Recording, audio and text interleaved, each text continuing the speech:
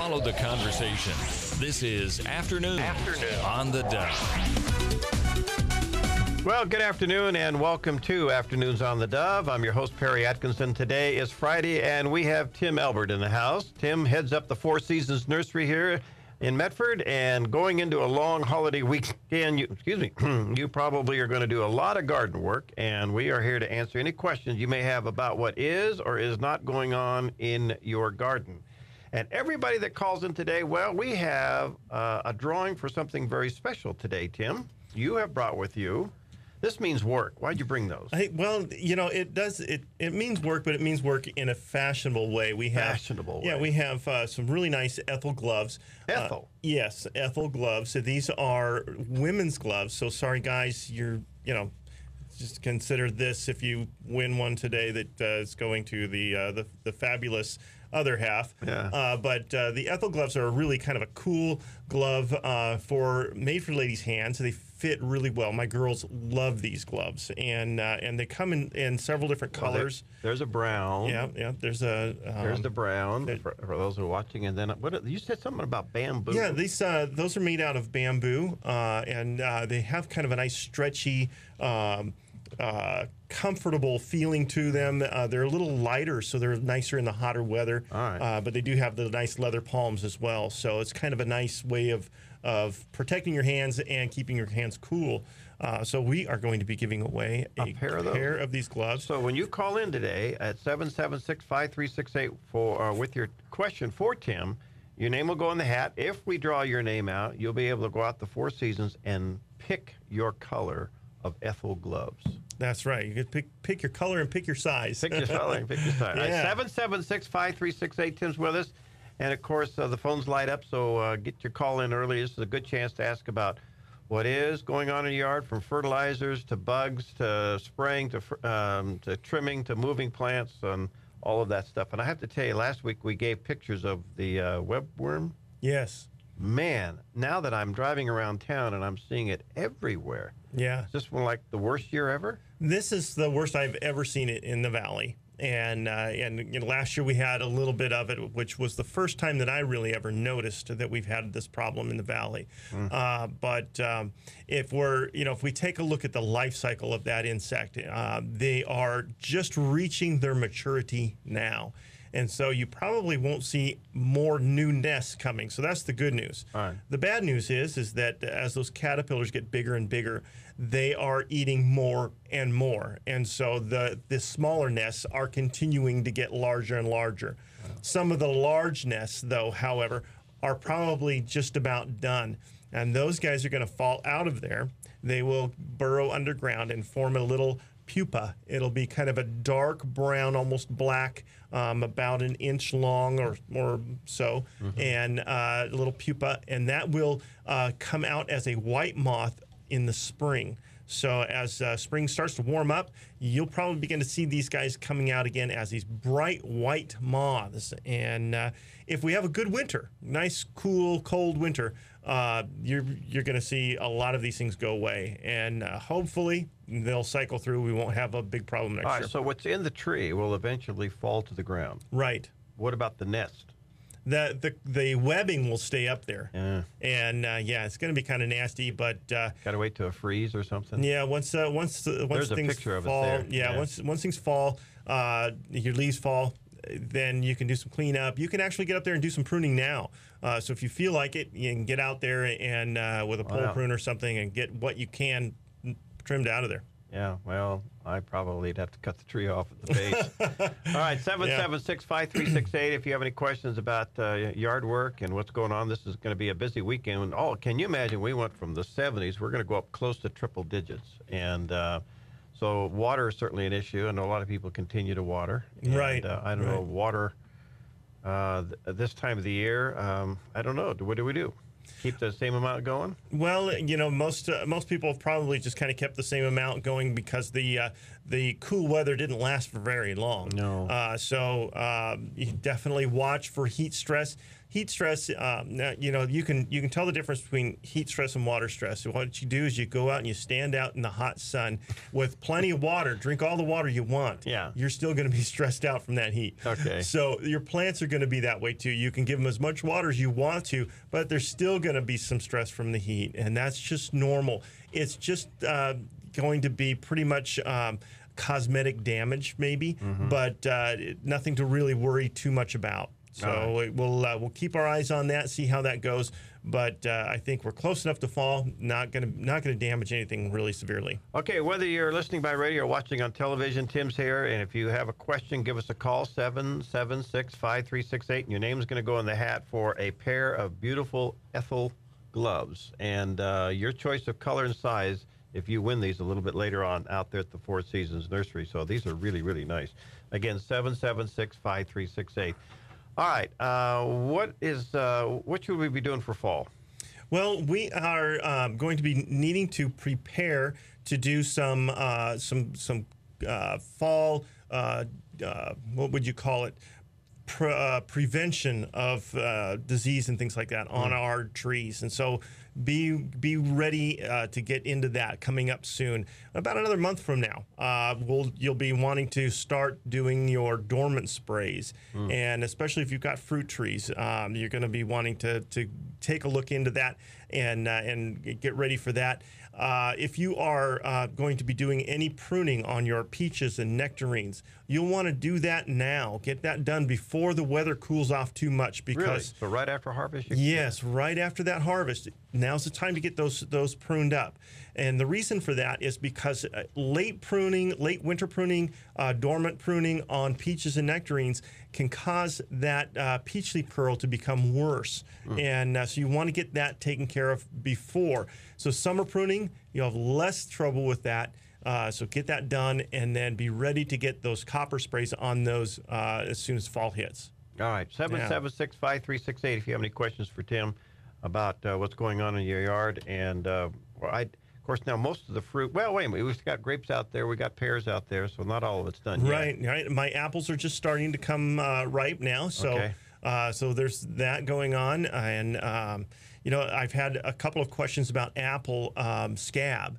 And apple scab is a disease that, you know, hit pretty good this spring because of the wet weather.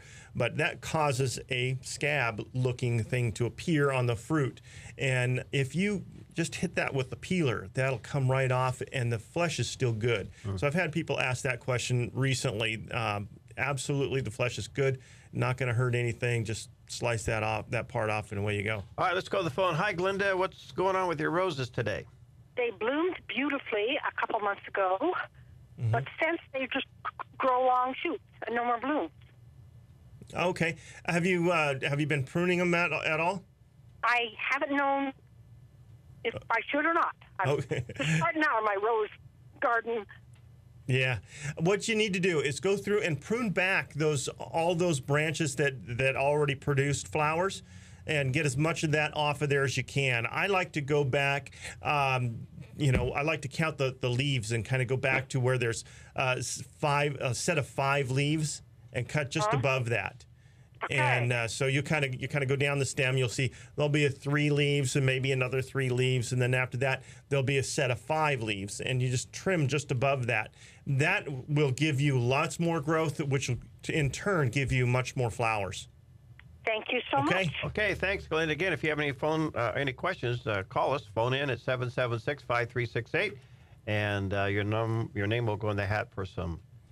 What are they calling? Ethel. Ethel. Yes. Ethel gloves. Okay. Yeah. Tim, you know, one of the things that's so interesting this time of the year is we get into the harvest season, and I notice on grapes sometimes the leaves will turn before the grape is ready. Is that normal? Yes, that is normal. And what can happen with that is you get that cold, those cold nights that doesn't make real good for the foliage. But what it does do is it tells that grapevine, you need to start storing up those sugars. And so the sugars really kind of come out of those leaves, and you get them storing up into the grapes. And so it's what really builds that sugar in those grapes. And so we like that. We like to have that cold those cold nights to really build that up. There's actually some grapes that they will harvest right after the first frost. So they'll wait until that has happened. And generally, you don't get a lot of juice with that, but the sugar content is very, very high. And that's critical. Yes, yes. All right, let's go back to the phones. Hi, Dennis. What's going on with your yellow lawn? Oh, you got that right. It's more yellow than green. Yeah? Yeah. Are you a duck fan? No. Well, I'll tell you, orange and black is bad for a lawn. We water, and I, put my spikes on, and put, little holes in it so that we can get air to it, and Right. so forth like that. And we do put fertilizer on it, but Okay. it's not good. Well, there could be other things going on with the lawn. If you're fertilizing and you're watering well, there should be some response. When you put the fertilizer down, does the lawn green up? Just some. Just some. Your soil could be having a hard time holding nutrients. You could also have a problem with thatch.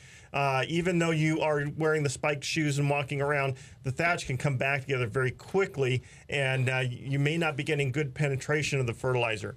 So what I would do or suggest is just dig a little chunk of that lawn up and check that thatch. It's kind of a spongy layer, and you want to see how thick that is. It should be less than an inch.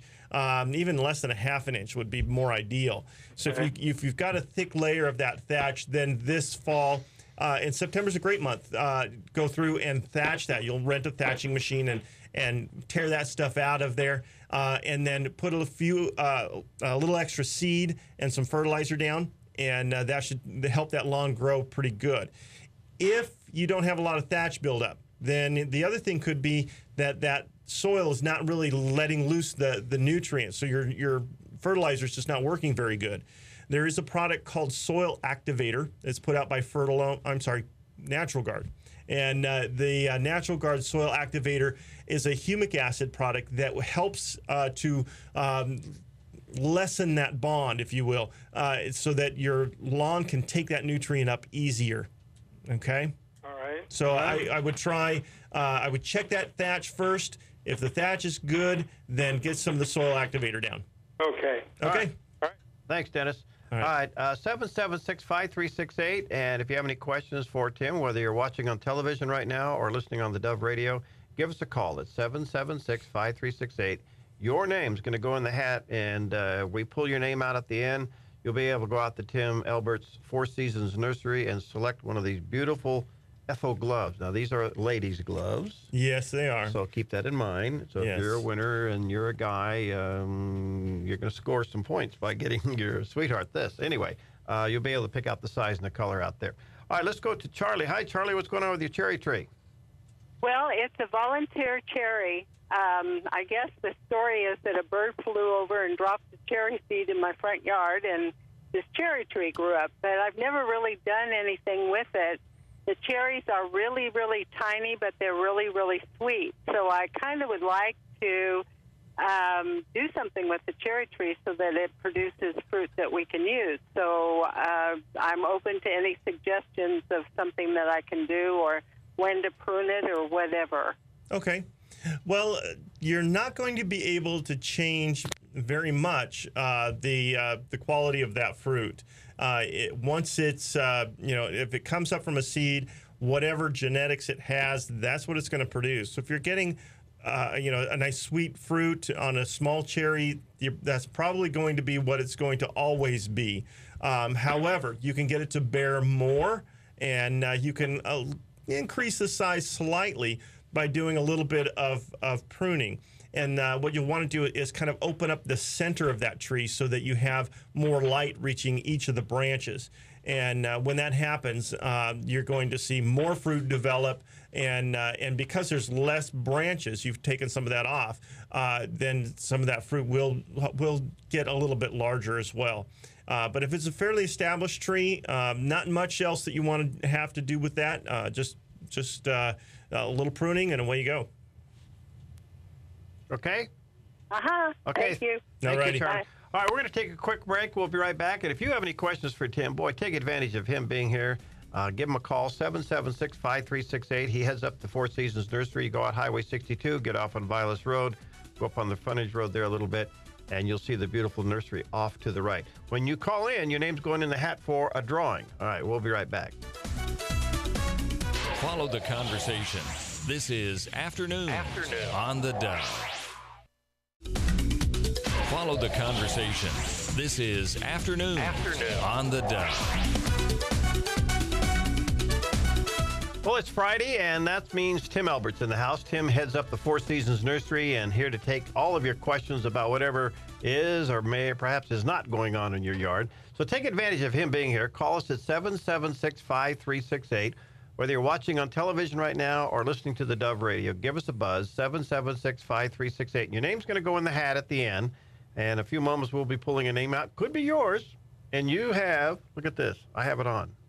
That's pretty good. That's pretty good. Yeah. This is a brand new Ethel glove, garden glove for women. Yes. But I stuck my hand in it and stretched it because I wanted to feel it because this is made out of bamboo. Yes. This is wonderful. Yeah, it's got the leather palm and the bamboo on the back and the little bling on the ring finger. Oh, yeah. Yeah. So, there you go. yeah. See that? Can you see that? Anyway, if you are the winner, it'll be your choice of color and sizes out at the Four Seasons Nursery. All right, let's go to the phones. Hi, Ruth. What's going on? Well, we have Bermuda or crabgrass. Okay. And we ripped out the whole lawn, had it redone, and the whole works. And then the next year, it's all back. Oh, boy.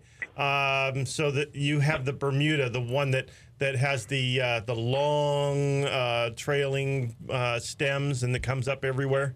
Yeah, it trails, and then it plants a root, then trails some more, plants another root. Yeah, that's the Bermuda grass, and there is a solution for that in your lawn without having to take the whole lawn out. And the product is called Turflawn Ester. It's put out by High Yield, and the Turflawn Ester will actually kind of burn it out. And it's going to take a few applications, but if you stay on top of it, you should get it under control. Okay. Now, if you have big, thick patches of it, you might want to just dig those out and replant in those areas. But if it's just patches in the lawn here and there, get it with that Turflawn Ester before it becomes too big of a problem. Yeah, well, it might be already at that point. No. Well, you if you can still see some of your lawn, then there's hope. There's hope, yeah. So definitely use that on there. We've been selling it, quite a bit of it, to people around the valley with very good success. The only time I've had people not have great success is when their lawn was 90% Bermuda grass, thick and heavy in there, in which case you don't want to use that anyways, because then you'd end up with a dead lawn instead, So, but yes, the Turflawn Ester works very good for controlling that without killing your lawn. Okay, and does it just burn it out, and then the good grass just takes over? Yes. Okay, and should we pull out the dried stuff? If you can. What I like to do is mow it kind of short first, and then go through and spray it, and then the grass will come right up through that area and cover up the old dead stuff down below. Okay. Well, we'll give it a go. Okay. Thank you. Bye-bye. All right, 776-5368. If you want to ask Tim a question and get your name in the hat for the drawing, 776-5368. Hi, Jenny. What's up? Huge cedar in our yard that we just love, and it's sending up start in quite a big area. And I've been trying to transplant those to other areas where they'd be better suited. Is there some secret for time of year or just how to make that transplant successful? I missed what kind of tree it was? Cedar. Cedar. Cedar have kind of sensitive roots, and so they're tough to transplant. The best timing for that is right now. Summertime, digging them and moving them. This would be a great time for that through fall and even into winter. So, but usually from about March through June, you really don't want to be doing any of that with those. Okay. Yeah, but when you move it, water it with some root stimulator to help those roots establish and reduce the shock. Okay. Okay? All right. Thank you. Thank you. You're welcome. Okay, let's go to Millie. Hi, Millie. You got the old famous everybody loves webworm. Well, I wondered when he was saying about putting about them falling down from the trees now. Right. And I was curious if there was something you could put around the base of the tree to keep them from burrowing in. There really isn't, because once they drop out of the tree, they're not feeding. So there's really not much you can do at that point. If you see them dropping out of the tree, you can definitely spray them and kill them. And just about any good spray will work. We like to use the spinosad. It's the same one we use for our hanging baskets for the petunia budworm, and it works very good on these guys as well. But if you're seeing them down on the ground, dropping out of the trees and onto the ground, a spray with that occasionally should take care of whatever you're seeing. But they're not feeding, so unless you're contacting them with a spray, there's nothing you can do. Okay.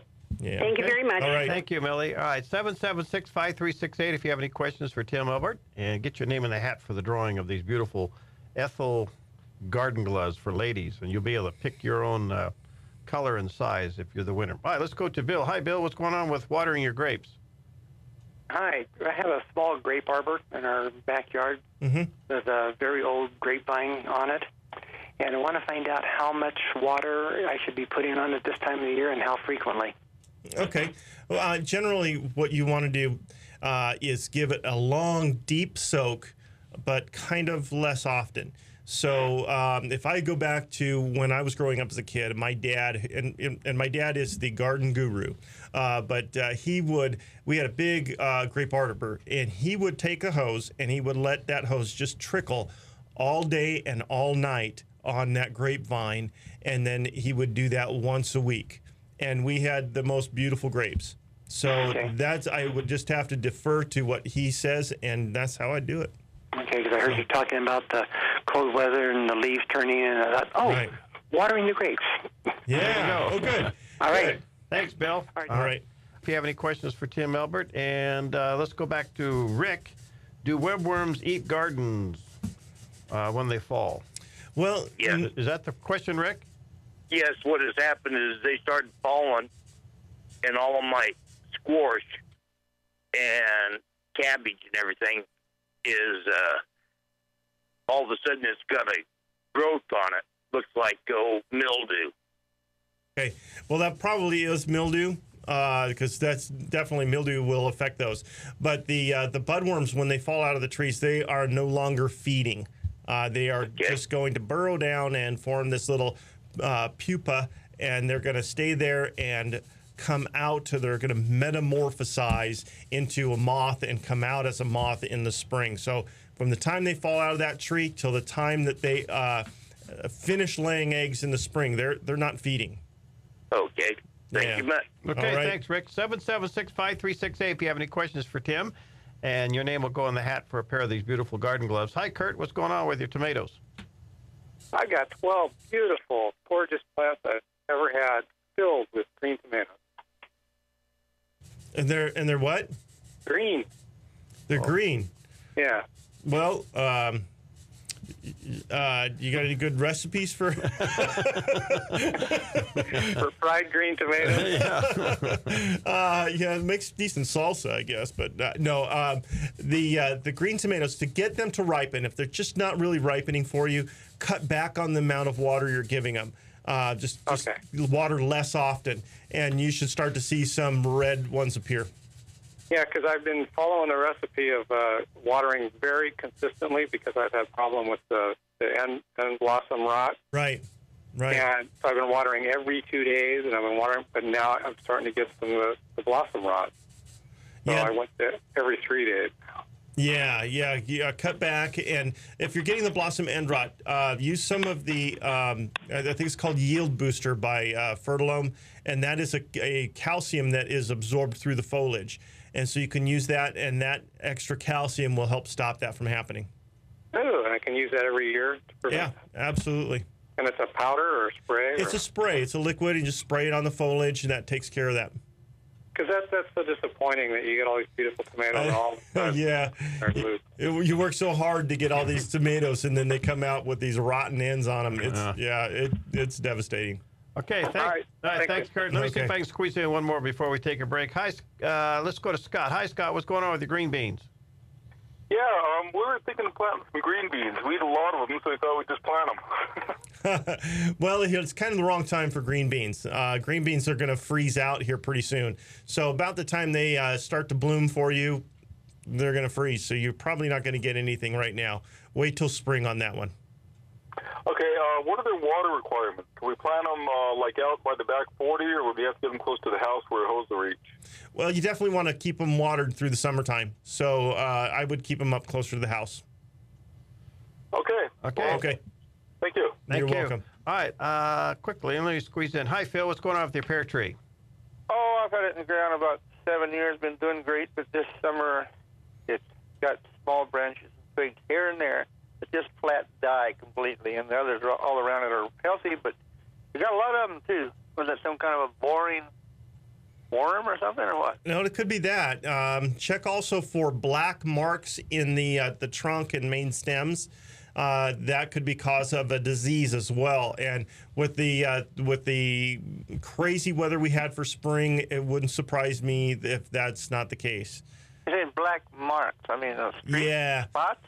Well, you would see kind of, if you look at the cambium, the bark of the tree, you would start to see kind of an irregular shaped black marks, and they would be fairly visible.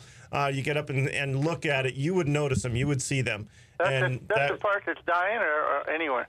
Yeah, just usually between the where it's dead and where it's alive, or just anywhere along the main trunk and main stems. Is that something you spray for? No, you got to do that dormant. So definitely lime sulfur in the fall and spring. Okay. First time it showed up. Okay, thank you. All right, let me take a quick break. We'll be right back. Give us a call. The number is 776-5368. Get your name in the hat for the drawing coming up in a few moments. Tim Elbert's in the house from the Four Seasons Nursery. The phone number, 776-5368. We'll be right back. Follow the conversation. This is Afternoon on the Dove.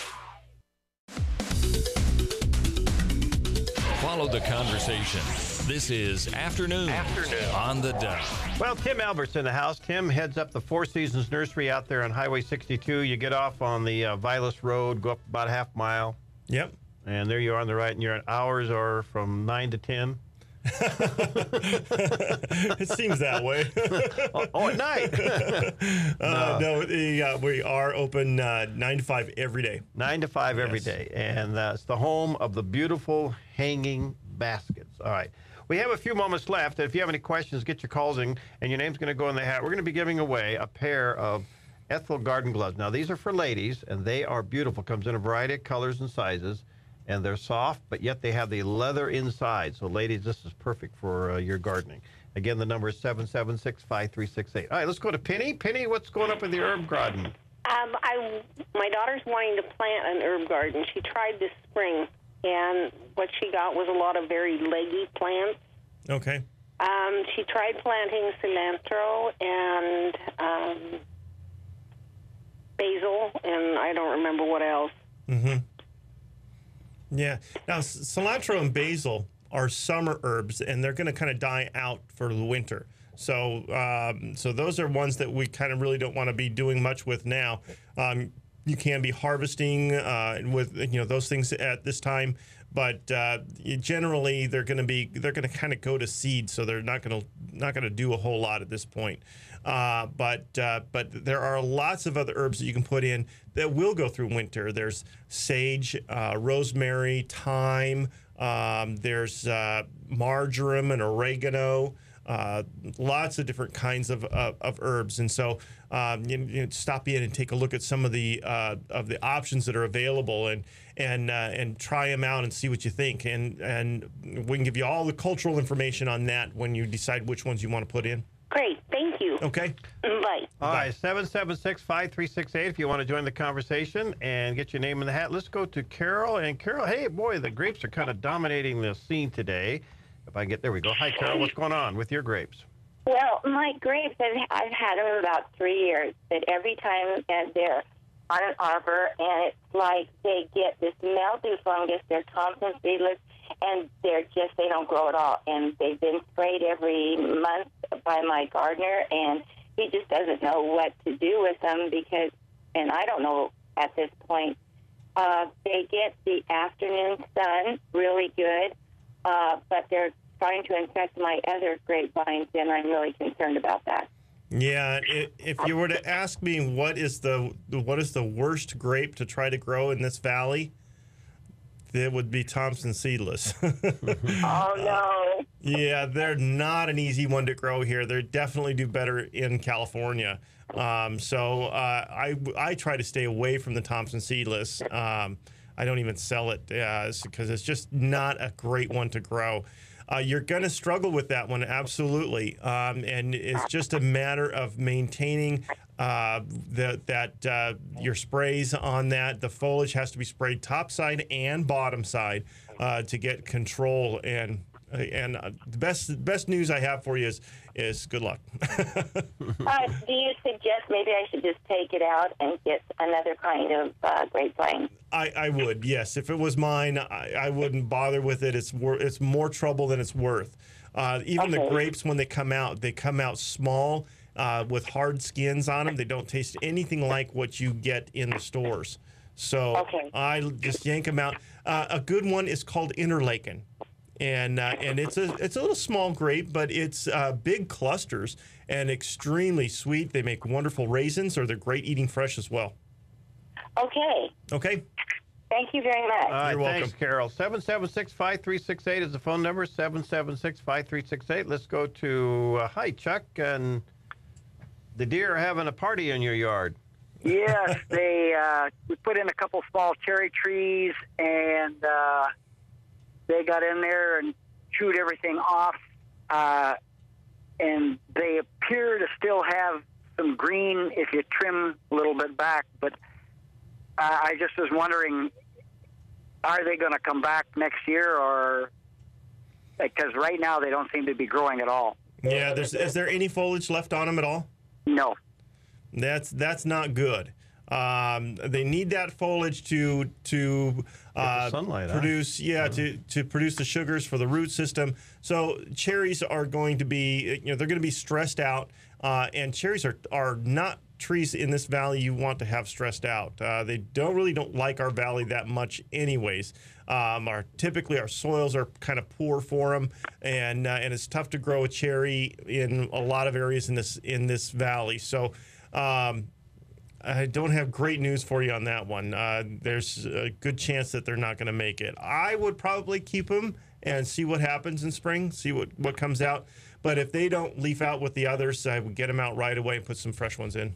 Okay. Thank you very much. All right. Thank you, Chuck. All right, let's go to Jeremy, and Jeremy's got a question, landscaping question. Hi, Jeremy. Hi, how you doing? Good. My question is, I went out there and talked to you earlier about planting some landscape, new plants in my yard that I've re-landscaped and got all the mounds. I bought one tree and planted it, but I'm really worried about planting stuff in the spring and maybe not getting it established before the hot sun hits. So would it be better to actually maybe do it around September, October to plant all those new plants? Yes, absolutely. Fall is one of the best times for planting, because the plants will go through winter and come out in spring and the root systems will be established. They'll put lots and lots of growth on, and they'll have a very good establishment before summer hits. So my summer will be a lot less stressed. Absolutely, yeah. I'm trying to, and all of a sudden my question just interrupted here, but that'll do good. I'll come by and have you look at my plants, and what would be the latest that I would do that? That's what I was trying to say. You want to catch it before we start getting ground frost. So I would say, you have clear through October, and then after that, it starts to get a little bit iffy. Okay, sounds good. Okay. Thanks, Jeremy. Thank you very much. Bye-bye. 776-5368. We go, maybe we can squeeze in a couple more calls quickly, and your name will go in the hat for a pair of these gloves. And some good questions today. And what about tree planting now? I mean, is this a good time? Absolutely. We don't usually think about planting trees this time of year, especially fruit trees. We think about that in the spring, but they absolutely can be planted this time of year. They'll get a good root system established, as long as the soil temperatures are over 50 degrees, you're going to get root development. And so root development means a stronger tree next year, and you'll get good fruit bearing. If you purchase bare root trees in the spring, you'll be at least a year behind the trees that you would be planting now. So if you're considering putting in some fruit trees, it's a great time to get them in. You just want to watch what needs to be done. Talk to the professionals at Four Seasons about that dormant spraying, and make sure that you get that done. You can also go to our website. On our website, we have a complete spraying guide that will tell you how to spray, what to spray, and when to spray on all of your fruit trees. And the spraying guide, or the website is? It's fourseasonsnurseryonline.com. Long name, but amazing results. Yeah, it's a long name, but we're great people. Yeah, so. There you go. There you go. But it's you get on there and go to the planting guides page, and it's right in there, fruit tree care, and you'll pull it up. It's a PDF. You can print that off and hang it up in the garden shed or something if you want to. What do you say about lavender? Ours are still going strong. In fact, it looks like some of it still hasn't come out yet. At least they're there, but they haven't fully bloomed yet. Yeah, the strange weather we've had this year has kind of made the lavender go do a few funny things. In the nursery, we've seen the lavender bloom and then kind of finish its bloom. We did a little trim back, and now they're flushing up another bloom, which is really nice. I've got some beautiful lavenders out there right now. All right, and when it comes time to cut, you can cut those anytime, really? Yeah, trim them back anytime. I like to trim those flowers back before they're completely died back, because you can take them and dry them and use them for sachets and things like that. So they're wonderful. You can take branches and flowers both and put them in the car and get the car smelling nice. There you go. Yeah. Well, so why doesn't cherries like our valley? It's mainly because of the that heavy clay soil that we have, and cherries like to have a good, well-drained soil. So that's the big thing. The other thing that we have in this valley that can be a real problem are those flat-headed borers, and those get into the cambium and feed on the inside. And the cherries, once they get under a little bit of stress from that problem with the soil, then those insects become really a problem. Also, if they're freshly planted, I like to take a freshly planted cherry tree and paint the trunk from the bottom all the way up to the first branch with a white latex-based paint, and that helps to prevent those borers from getting in. Really? And it protects them those first couple of years. That far up? Yes, just from the ground up to that first branch. All right. Yeah. All right, before we draw a name out, which we have a bunch of names here, fall colors.